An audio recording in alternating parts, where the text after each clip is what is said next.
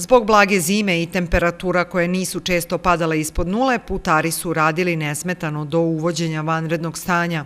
Nakon ublažavanja mera koje je vlada Republike Srbije uvela radi suzbijanja koronavirusa, nastavljeno je uređenje putne infrastrukture na području naše opštine. Mi smo zaista imali jako ambiciovan plan za radove na putnoj infrastrukturi, pogotovo, kao što ste rekli, zbog blage zime i dobrih uslova za rad. Međutim, vanredna situacija naravno odložila sve aktivnosti, ne samo u Vrnjačkoj Banji, nego u čitavoj Republici, ali s druge strane imali smo poteškoća s obzirom da izvođač radova po ugovoru Kruševac put koji ima problema u poslovanju, otežano poslovanje, česte štrajkove, što dovodi do remećenja dinamike koje smo mi uspostavili kao lokalna samouprava, da bismo završavali sve započete poslove, ali da bismo nastavili nove projekte koje smo planirali da radimo početkom 2020. godine.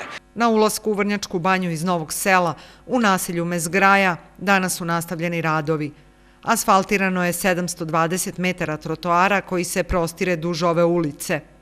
Kao što vidite, danas smo ovde na terenu gde se završava već započeti pre nove godine ovaj deo puta koji je zaista neophodan za građane koji žive u ovom delu Vrnjačke Banje, ali i za građane koji žive u Novom Selu, pre svega zbog velike cirkulacije i komunikacije građana, pogotovo dece koji idu u školu u Pobunjskim borcima, i ovo je bio jedan nebezbedan deo, možda jedan od najmanje bezbednih delova Vrnjačke Banje po saobraćaju. Mi smo doneli odluku na osnovu i peticije građana, ali i osnovu preporuke Opštinske stambene agencije da u ovom zoni treba da se urade trotoari koji bi povezali ovaj deo sa delom ulice Velibora Markovića, gde smo pre 2-3 godine uradili kompletnu konstrukciju ulice i trotoare sa obe strane, pre svega urbanizovali taj deo, ali omogućili bezbedan saobraćaj i komunikaciju svih pešaka koji učestvuju u saobraćaju u toj zoni grada. Po rečima predsjednika Đurovića, završetak radova očekuje se do kraja dana, kada će radnici preći na drugu lokaciju. Krenuli smo ove sezone sa asfaltiranjem delova saobraćajnica i pešačkih staza koji su bili planirani za ovu sezonu.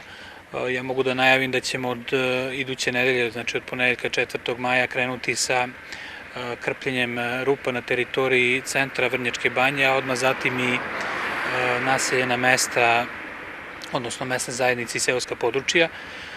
Odmah čim završimo sa krpljenjem rupa, krenut ćemo i sa presvlačenjem značajnih i većih putnih pravaca koji smo u planu imali još od prošle godine. Mogu i da najavim da na teritoriji opštine Vrnjačka Banja, odnosno na uglavnom seoskim područjima, radimo rekonstrukciju, odnosno izgradnju novih mostova koji su srušeni u poplavama 2019. godine i potpuni zidova takođe na tim rekama, i ti projekti su u iznosu od nekih 35 miliona dinara. U Opštinskoj stambenoj agenciji vanredno stanje su iskoristili kako bi pripremili planove za realizaciju projekata koje će započeti u narednom periodu, dodao je Branislav Bežanović.